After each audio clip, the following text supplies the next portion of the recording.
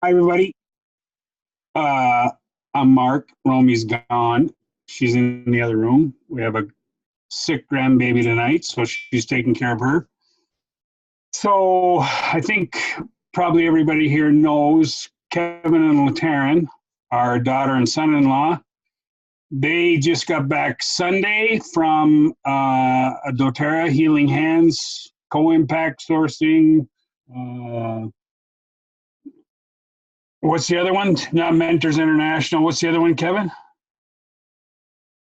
Healing Hands, Healing Hands and Co-Impact Sourcing. No, Choice Humanitarian. That's it. Choice Humanitarian. So they just went on that to Guatemala. It was where we got our cardamom, and they had a great time. And they're going to tell us all about it and what you can expect if you go on a Healing Hands trip. So with that, take it away. Okay. Just wait there. All right. So we have a little bit of I have a PowerPoint to kind of guide us through some pictures and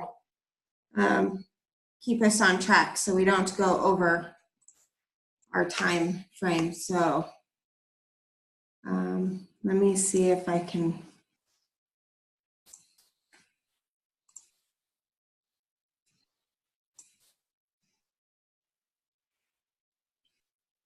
Figure out.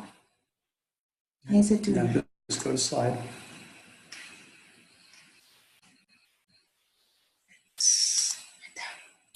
Okay. All right. So we went to Guatemala on our co-impact sourcing Healing Hands trip. And forever, we thought the town that we were going to was called Sica Bay. Well, we got a rude awakening when we got there. The Sica Bay is actually what I would consider a vocational center. Sica Bay, as you can see in the slide, is a place where local villages go for training. Sica Bay is a center that doTERRA and Choice Humanitarian came together and built. So in order for the villages to qualify to have their people train in this facility, they have to have 20 members at a minimum come to them, and the village people have to come to them. They will not seek out members of this village. The village or the community has to come to Choice Humanitarian. And then once that happens, then they teach them how to cook, they teach them how to process food, they teach them all kinds of different things. But doTERRA has partnered in all of this and has funded, the Healing Hands Foundation has funded the building and has put forth the money for the building, and they help with all the funding for the training of this facility. They have a set couple. O'Hara and Hortensia is a couple that lives 6 hours from this center. They have a family of their own. They drive there. They leave their home at 4 o'clock Monday morning, stay at the center, and drive back to their family in the evening on Friday. So they're only with their children 2 days a week.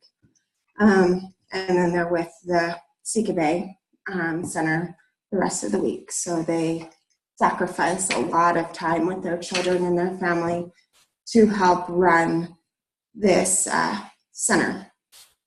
They work directly for Choice Humanitarian. So yes. Choice Humanitarian is one of the main partners that doTERRA's has basically partnered with for a lot of our Healing Hands and a few of the compact areas like Nepal. Nepal is also an area that Choice Humanitarian is in charge of, and O'Hare is the program manager basically for Choice Humanitarian for the country of Guatemala. And so Choice has a representative in each country that is basically responsible for everything that happens by and under the direction of Choice in each country. And Hortensia is his wife, and they're both very, very genuine and wonderful people. So this picture, little did I know when I took this picture. This picture is on the side of Tika Bay. The flowers are the blooms of the cardamom cherries for doTERRA's cardamom oil. So I thought that was pretty interesting and kind of cool. So anyway, this slide this picture was taken the night that we flew out to Guatemala. We were on the airplane. The picture in the corner of what looks like mountains is actually the 3 volcanoes in Guatemala. The one that is smoking is actually the one that just erupted last year. And doTERRA's, or the distillery that doTERRA gets their cardamom oil, sits at the bottom of that volcano. We did not know that until we went to the distillery, and I just snapped that picture just because I thought it was cool, and it was a smoking volcano when we came in. So this is the morning in Guatemala City. When we first arrived, we are at Barceló, a hotel in Guatemala City. This is the view of from our balcony. I just thought it was a beautiful picture. So we'll skip through some of this. Has anybody been to Guatemala before? That's on this call? No. So I don't see any no. So it's a beautiful country. Beautiful. So at least I got quite the eye opener when we were going through Guatemala. So we were in our group was fairly small. We had 12 pairs, 12, that we weren't all couples that went, but there were 12 pairs. Most of us were couples that went on this trip. So these pictures, this is the first bus ride heading to Tika Bay, heading out of Guatemala City. We are in one of those big traveling tour buses that you typically, like a Greyhound bus. This bridge that we are going over that you can kind of see is a very narrow, tiny bridge. The picture of me and the 2 other ladies, that is our motion sickness group. There was a few of us that got very sick on this bus ride. I made a few mad dashes to the back of the bus on this bus ride due to the very windy roads. I thought that I could strong arm it with just my peppermint and my digestion and my oils, and I was very wrong. Some of these other pictures is going through one of the smaller towns. It was very interesting because these roads are very narrow, and as you can see, the semis and the buses take up the entire road. And it was just a very interesting bus ride. If you ever go to a foreign country, you get an eye opener going to other countries like this. So basically, we flew into Guatemala on Saturday night. Mm-hmm. Early Sunday morning, we had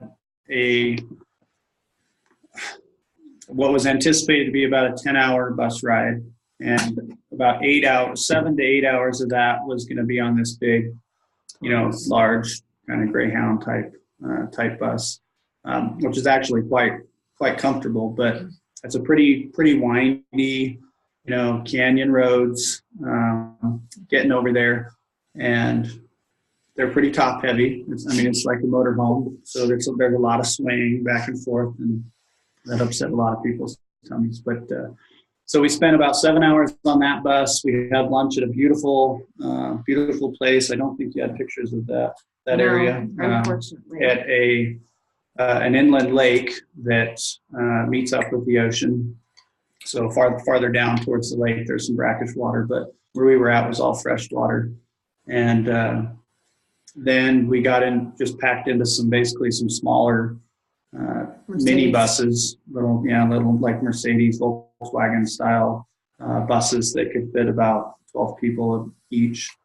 And we went in the rest of the way from there. And from there, the roads are pretty rough. A lot of it's dirt roads. So this top left picture is one of the buses, and believe it or not, the road that you can see is not a dirt road. That is one of the, federally maintained roads, and some of them are not. It's strange. You'll hit places, and you'll go through, a concrete road for a mile, and then it's kind of beat up and cobbly like this and potholey, and then you'll hit another patch of concrete. And so that's pretty much how government projects have typically been ran in the country of Guatemala. So there's not a lot of confidence in the government, especially when they're talking about starting and beginning new projects. So as I'm sure Latarran will probably talk about a little bit later, it's very important for doTERRA and Choice Humanitarian to ensure we, live up to any expectations that are given or made with the local communities there. So as we go deeper into what I consider the jungle, we go up into the roads, and as you get deeper into the jungle, they don't do refrigeration. And you start getting into more of your farmlands and your ranch lands and more livestock area. So the livestock for that area is what you can see are cows, pigs, and mostly chickens. They don't do goats. They tried doing goats, and that was one of my biggest questions. Why don't they do goats, and why don't they do sheep?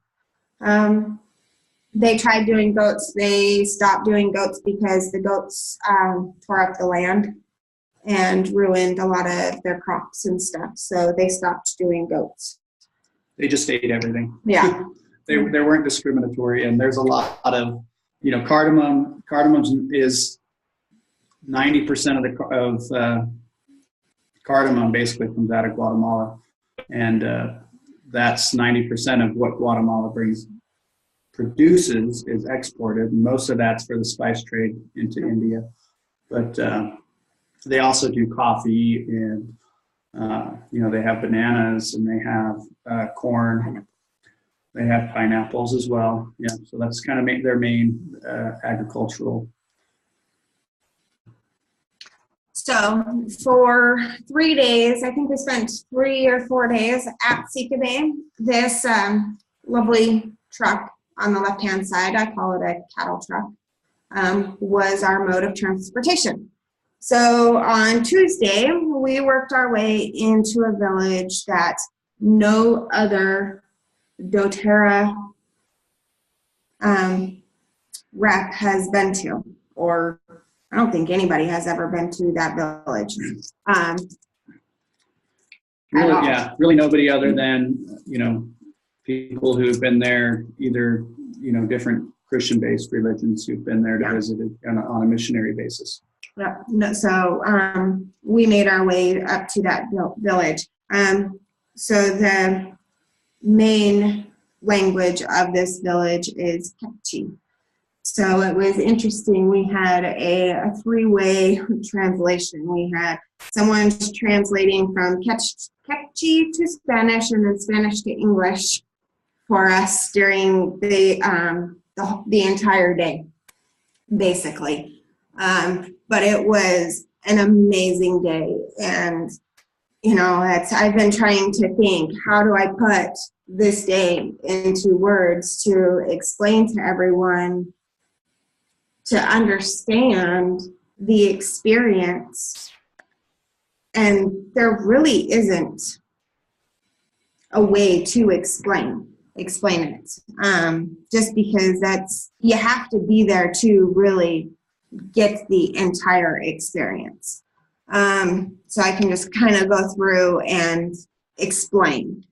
So the picture with Kevin and I is O'Hare and Hortensia. They're the main people for choice for this entire project. They are amazing people. So the bridge that you see right here, this bridge, let's see, okay, right here, this bridge, I will let my contractor husband explain this bridge. Your contractor husband? Yes, because Thanks. that's what you do. You can explain it better. Okay. So this bridge it's the first major, and if this isn't a massive project for most of us. I mean, I've done construction most of my life, and you know, for anybody who's involved in construction, it's a pretty small, you know, project. It doesn't seem all that labor intensive, or you know, the requirements aren't that large. But that's when you're thinking of, you know, the tools and what we have at our expenditure and our availability to be able to build it. I mean, it's a pretty remote area. Everything that was utilized, they had 100-pound cement bags that were all hand carried in, you know, one by one on, you know, Guatemalans aren't big people either. You know, most of these guys are My size. Latarran size. Yeah. Pretty much everybody that's kind of like the average size of people in Guatemala. And, you know, they're very strong and passionate people, and they have very big hearts. And the reason this bridge was required and necessary is because you can't really see the river here, but in the rainy season, this river floods really badly, and they've had, you know, lost quite a few people to those floods through this river who've been trying to get across, usually for like a medical emergency if somebody was having difficulties in pregnancy or something, and they're trying to get out and trying to get help, get service, get aid, or even to, you know, carry their cardamom from their local farm up to the main road where the purchasers are coming to buy it.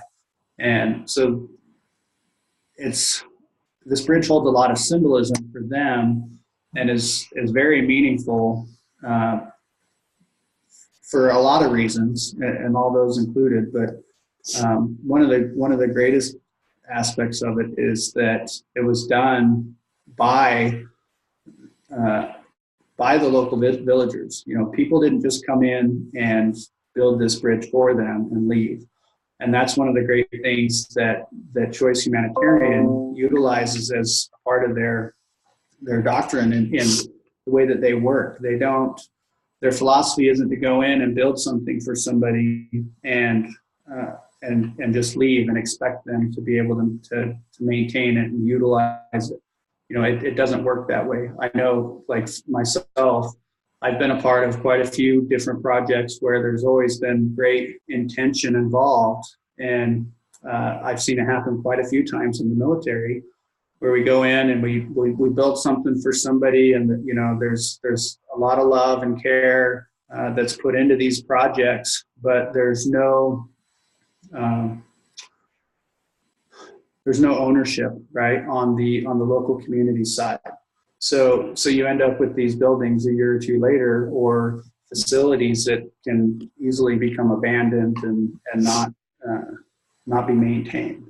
So the way their philosophy is to ensure that they're involved with these and that they have ownership of this, right? So it gives them a sense of it. They have a sense of accomplishment for completing the building of this bridge. And you can't see this either. There's a few gentlemen there at the top, but we're all gathered just to the right of where that photo is. So there's, 25 gringos standing around, looking at these guys, and we're talking about it. And on the hillside up behind us are all these local villagers that came just to watch, because we were there to look and appreciate something that they were able to do and build in their community.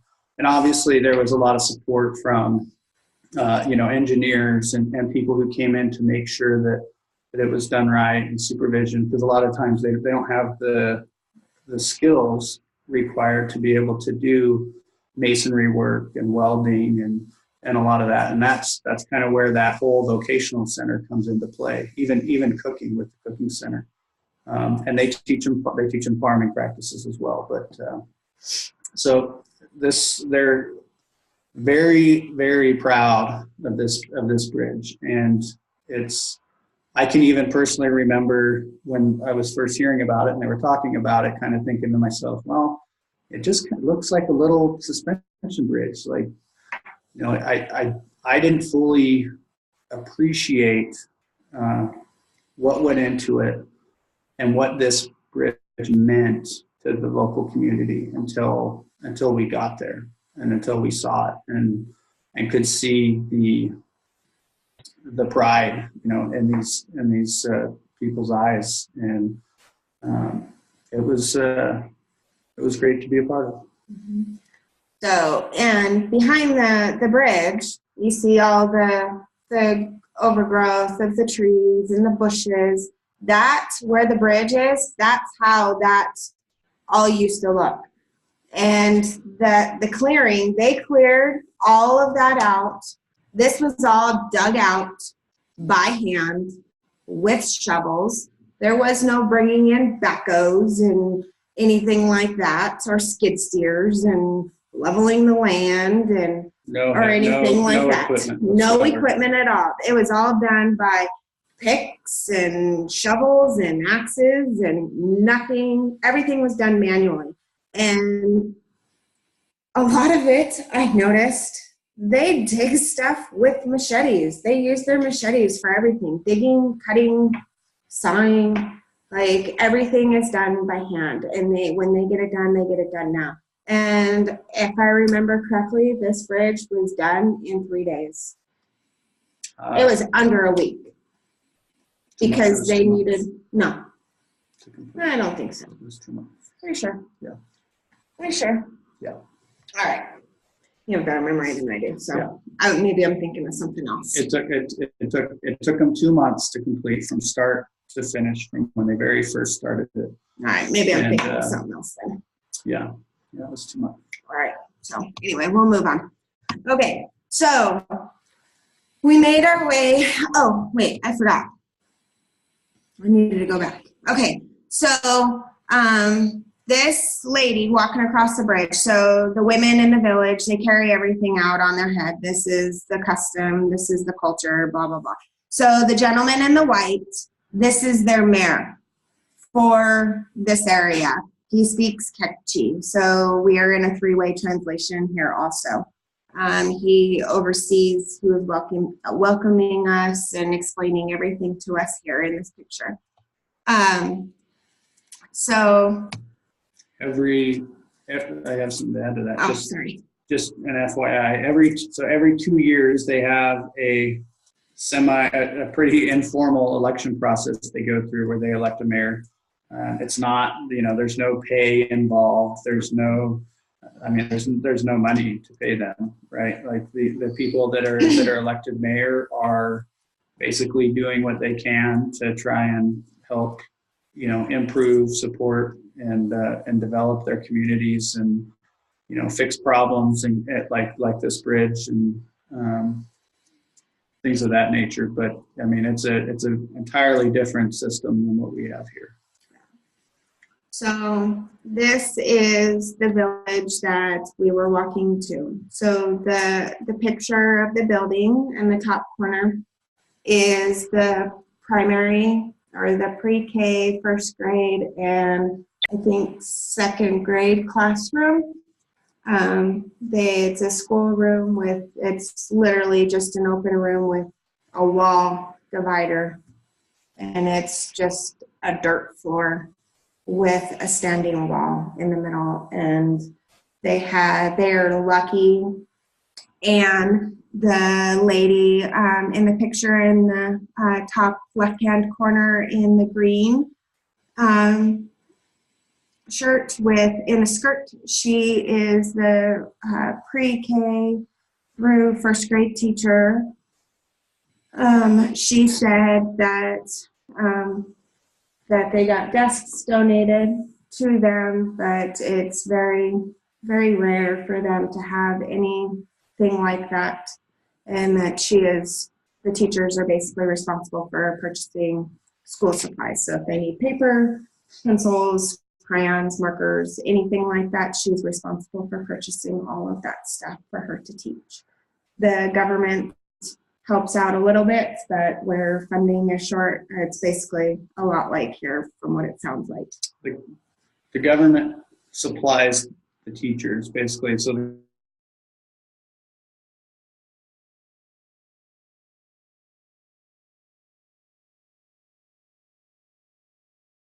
it for supplies, for anything like that. Yeah. So basically, you could have a school if they build it. If they build the school, then the government will send a teacher. But the teacher purchases all the supplies, at least in this community and at this school, the teachers basically gave everything to these kids. And there are some kids that walk 3 hours to school to get to school. And the preschool kids through the first grade, some of them walk to school with their older siblings. Some of them, the moms walk with them, but for the most part, the kids are on their own to get to school. There were a few parents, a few moms there at the school, but on an average day, I would say there was probably not as many moms at the school as there was that day, because they knew that we were coming. But here we were playing with the parachute, and we taught them duck, duck, goose. And for this community, it's a different game that we were not involved in, and we didn't get the experience. But this community has a game that the older children play. It's who's scared of the black man. Who's afraid of the black man? Who's afraid of the black man? Yeah. So it's kind of like a combination of tag and flag football, it sounds like. It's a little aggressive from the sound of it. But these kids are amazing. They were very soft spoken, and they're just, there's no words for it. I mean, all kids are very soft spoken, and they're heart stealers, and they're all that way. But there are some kids that just have that little bit of something that tug on the heartstrings, and just that little bit of something. There's a few things in this world that will always make you forget about differences, right? Yes. Between people and between societies and cultures, and for me, and I think for a lot of us, kids are one of those things that just it doesn't matter where they're from or who they are or what color their skin is, or it just doesn't matter. Kids are kids, and they find a way into your heart no matter where they are or where you are. So one thing that we found that was interesting about this particular village is that most of the adults do not have an education above the 4th grade. Most of the children do not have an education above the 4th grade. The reason I know this picture is kind of out of the ordinary, this bus in the middle of all of these pictures, we learned that the buses in Guatemala are color-coded because a lot of the adults cannot read. They're illiterate. They don't know how to read. They don't recognize numbers. They don't know how to do that. But they... No, he wasn't. No, he really wasn't. So afterwards. No, he was not. There is, the color coding is, there is a truth to the color coding. Okay, whether it be or not, whatever. Okay, so anyway, so this is the Days for Girls training. So the women did the Days for Girls training. The men went and played soccer. The men got a rude awakening. In the middle of the Days for Girls training, we had a little bit of a monsoon rainstorm. That's what the picture on the right is. The picture of Kevin on the left is him done after the soccer game. So they, one thing that I learned from this is that no matter what culture you are in from, and no matter whether you can speak the language or not, you can always tell when a girl is embarrassed. And whether she wants to talk or whether she understands what you're saying or not. Because there was a little group of girls in the back of the corner and they were all doing the same little embarrassed giggle that all little girls do when they get that hesitation and they don't know whether they should be okay with it or not okay with it. And then there was a joke amongst in the room with the older women, because in this village, the women don't wear underwear because, well, they just don't. And in the Days for Girls kits, they come with underwear. They come with 3 pairs of panties with the kits. And they were like, well, those panties aren't going to last for 2 years. They'll barely last us a month or 2 months, much less 2 years. And so Hortensia was like, well, we'll figure something out. And it's basically just because of how much work they actually have to do. And so they got that hesitation and that the giggly, embarrassed, like, hey, do we really use these? Do we really not? Should we take them? Should we not? So it was just kind of interesting that runs amongst all cultures, not just ours. So in the picture in the middle, the lady that's doing the Days for Girls training is actually the nurse in the hospital that is down from Sika Bay. There is a hospital that is not too far from the vocational center. And that was a Healing Hands project as well. Yes, and that was a Healing Hands project also. And she's an amazing woman. Oh my gosh. She's very young. I didn't get her age. Remember her age? She's in her early 20s. That's all I remember. She's had some great opportunities come her way to go to big hospitals for big money. Guatemala City. Yeah, and she's chosen to stay here. One of the things that's very apparent when you're there and with these people is how much love everybody that's there, that's a part of Sika Bay, that works with Choice there on a full-time basis, how much love they have in their hearts for the community there and for the people. I mean, they are all there because they want to be. and they're all making, Right. a lot of sacrifices in life to be there to fulfill this need.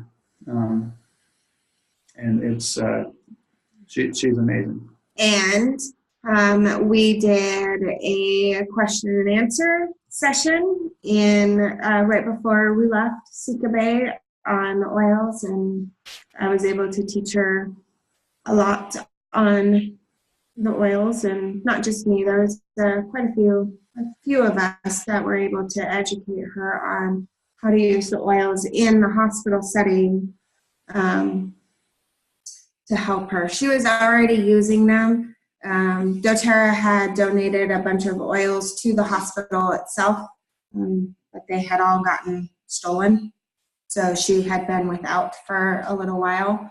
So we had resupplied, restocked, and re-educated. And 2 weeks, there's another group going down. So we've got some stuff in place to get her some Spanish books and some Spanish literature and some more oils. Yeah, pretty much everybody in the group donated something. There was a lot of oils donated to the hospital and to her specifically to be able to utilize in the hospital. And doTERRA donated handed her an every oil kit while we were there as well.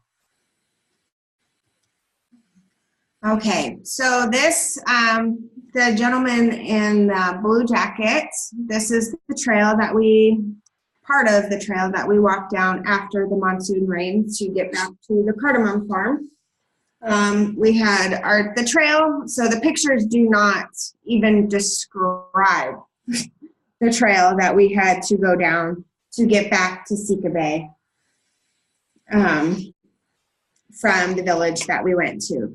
But so the leaves that you're seeing in the bottom left-hand corner is the top of the cardamom plant itself. Then the picture in the top middle is a bag of cardamom that they had previously picked. And then the bottom right is a picture of the cardamom that is unripe on the plant itself. So the way that they picked cardamom, they call it fondling. They fondle it in order to pick it. You fondle the plant, and if it falls into your hand, it's ready to be picked. And then the other picture is Kevin picking or taking a picture of the cardamom plant amongst the cardamom plants. Do you have anything to add to that? Most of us, didn't know. I didn't know anything really about a cardamom. I had never even seen a picture of a cardamom plant before we went here. I don't, and all of us that were there hadn't. So it's just one of those things that, we don't really get exposed to here in the U.S. And we got to learn a lot about it. I mean, one of the great aspects of this particular project was that we got to fully participate in every aspect of the cardamom process. The only thing we didn't actually plant any cardamom, but we got to see where they were, basically the little nursery where they're germinating cardamom seeds in order to be able to be planted. And then we got to, go out on the farms, actually see the cardamom plants themselves. We got to harvest cardamom. The cardamom that we helped harvest was then utilized by the local farmers and sold to Choice Humanitarian, and then which is one of the buyers. They have a drying facility, and we'll talk a little more about that here coming up. But and then so we got to be a part of drying it, and we got to be a part of then taking it to the distillery and distilling it. So I mean, no other group has ever been able to do that ever. I mean, there hasn't been a whole lot of groups that have been here, but we got to really be in depth and involved with every aspect of it, and it was great. I mean, it was really wonderful. So there's a beautiful flower that she showed you earlier that was on the painting. And you can't see it on this picture, but it has a beautiful little white flower with a little pink inner that initially grows. And it all grows down low to the ground. The actual cardamom, and they call them cherries. And once the flower dies and falls off, then that cherry starts to develop and grow. And the cardamom plants themselves grow and are basically live from 15 to 20 years that they have a productive life. But they're not productive until after they're about 3 years old is when they first start producing cherries. So, oh wow, it's 8:45. Yeah. Okay, moving on. Okay, so this is just a fun picture. This picture was taken after we all got back from the Days for Girls training. This is after our hike and everything back from the village after our monsoon rain hike. This is the mud after everyone fell walking down the trail. Everyone's sporting their mud. It was really fun. So the picture on the left is actually the field where the boys played soccer, and it also doubles as a cow pasture. So yes, they got to play with the cow pies too. The field was littered when we started our soccer game with cow pies. There was not one cow pie visible when we were done playing. So yeah, we were probably wearing more cow pies. Yeah. Just as much as we were mud. Yeah. So this is one of the hills that we had to climb to get out of the village. This is the bridge, the suspension bridge. So this is the construction project just behind Sika Bay. This is day 3, I think. Yeah. So this, I think this is the building that they are going to turn into the workshop and welding shop and wood shop. We hauled cinder blocks and leveled floors and did all kinds of stuff. It was definitely a hard day's work. It was fun, but we ended up getting 2 days of work. Yep, you're right. We ended up getting stopped because we ended up being more in the way for the locals than helping. So, this is the first group. This is the group that we were in, our work picture of hauling cinder blocks.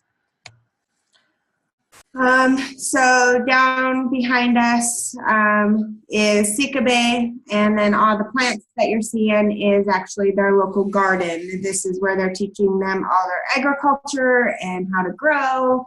And then this is just a pretty picture that I really liked of us sitting looking at the mountains. The garden's a lot bigger too. They do a lot here. They teach farming and the gardening. They do pineapple. They have all kinds of stuff. They have 19 hectares that they have devoted just to doing cacao, which was a whole nother wonderful aspect of this trip that we got to learn about. So they teach pig farming, how to do pigs, butcher pigs, chickens, and then there's some more agriculture stuff. So this one is at the drying facility.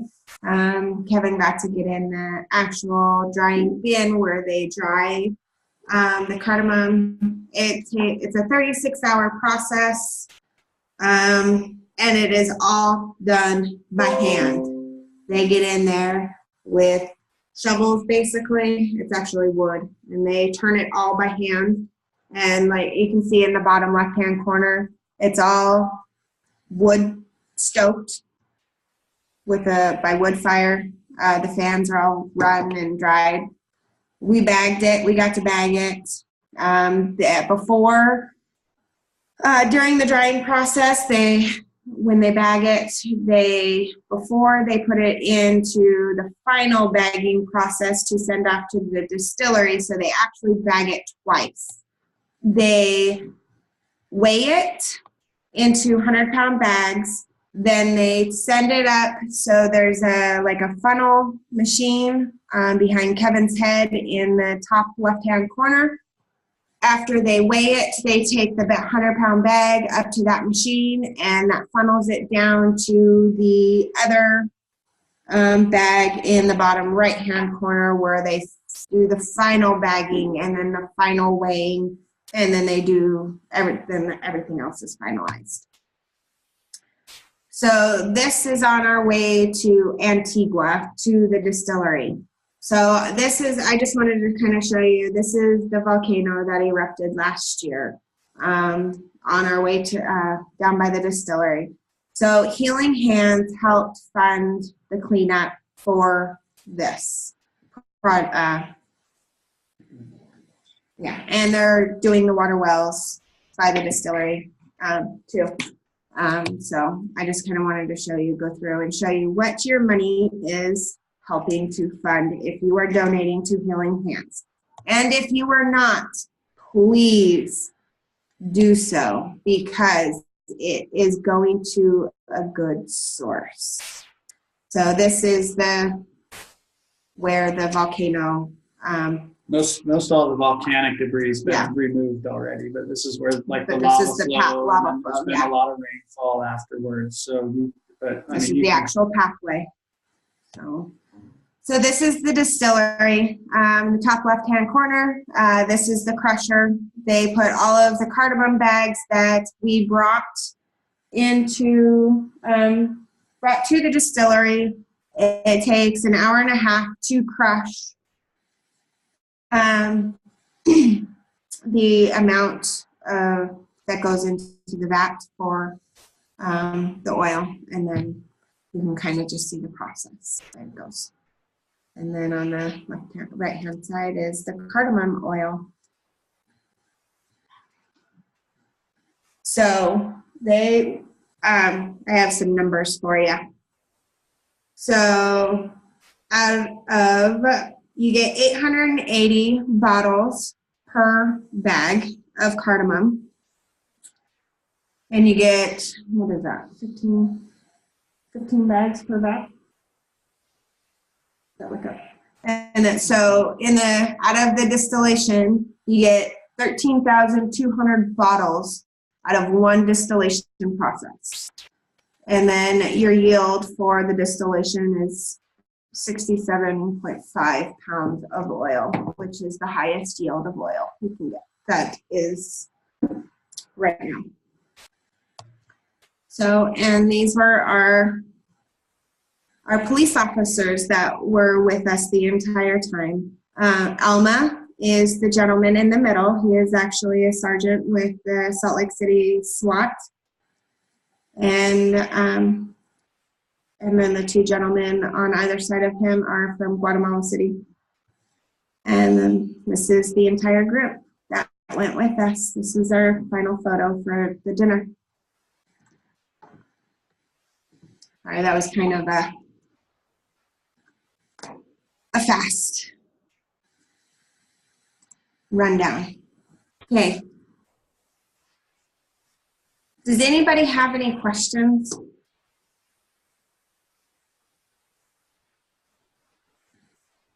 I think we all want to know how you were able to go on this trip. Because I thought I heard something, I thought I saw something about, is there a lottery system? There is.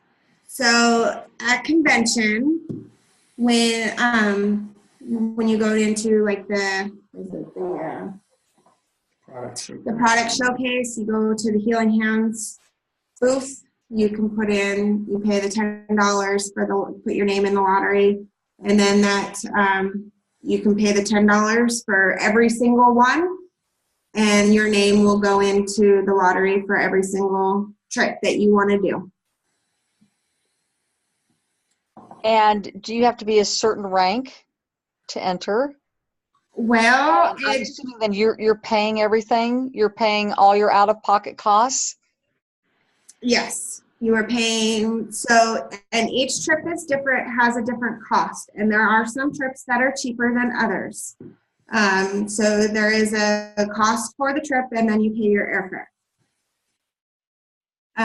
So that's most of them have a silver and above.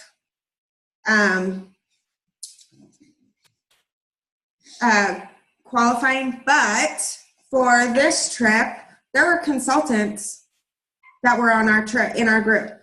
and that were notified 2 weeks prior to the trip. So, and what happens is you draw. If you're drawn for the trip, you can't go, or there's a last minute pullout, then they draw somebody else. And if you get pulled and you can go, then you just pay for that, and then you buy your airfare and you get to go. Guatemala. So we had a lady on our trip. She has been to Nepal and she has been to Guatemala, and she said that she would put Guatemala hands down over Nepal. To give you an idea, I think Kenya is one of the more expensive.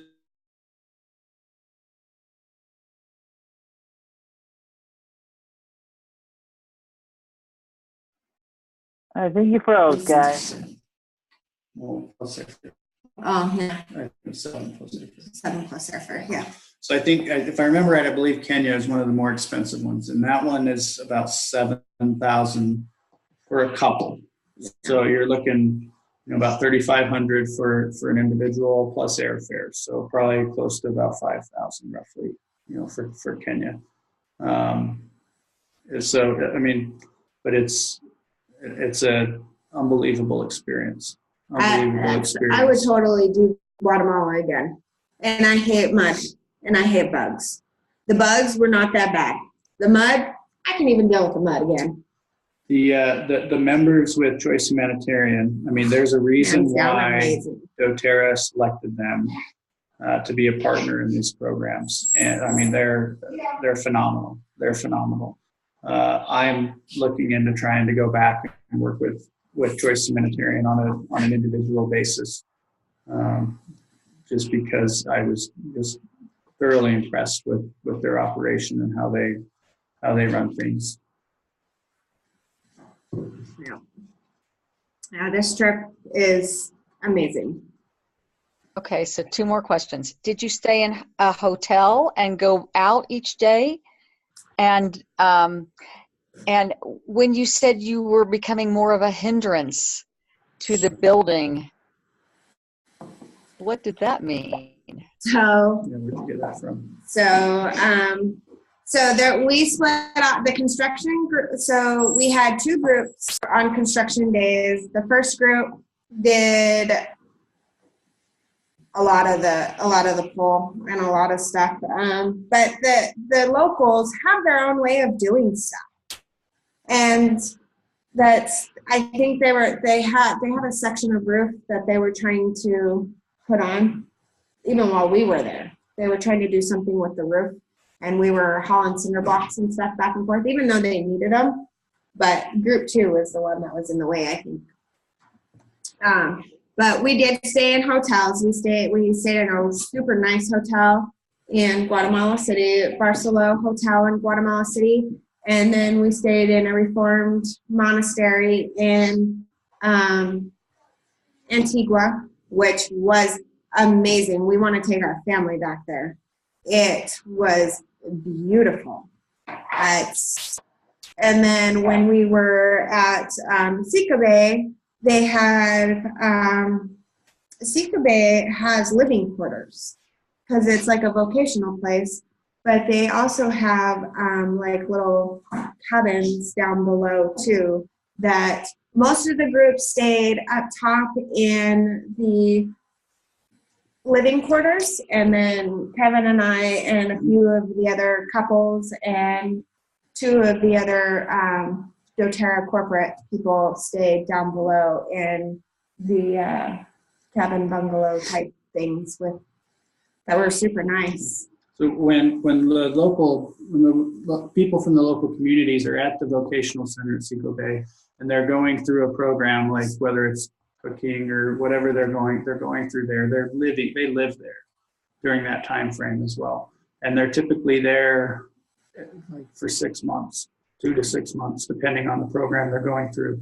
And I mean, one of the things that I didn't even think about or consider that we learned about after we were there for a few days is, they're taking these people and they're teaching them, we consider basic amenities in life and how to live. I mean, these are people that don't, they don't have a running toilet.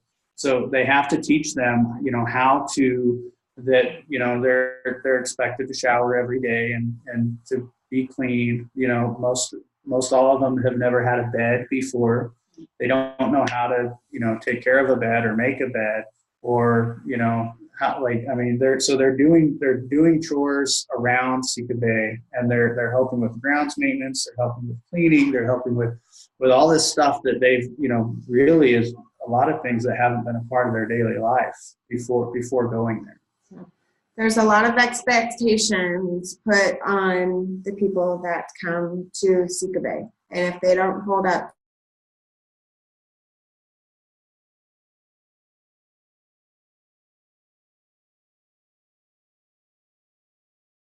gone through a vocational training and who come back and go through another training program, and then as well, it's pretty highly sought after. I mean, they do some really good work there, and it's done really well for the community. The people that are there and that have gone through these programs are very valuable members of the community when they leave there.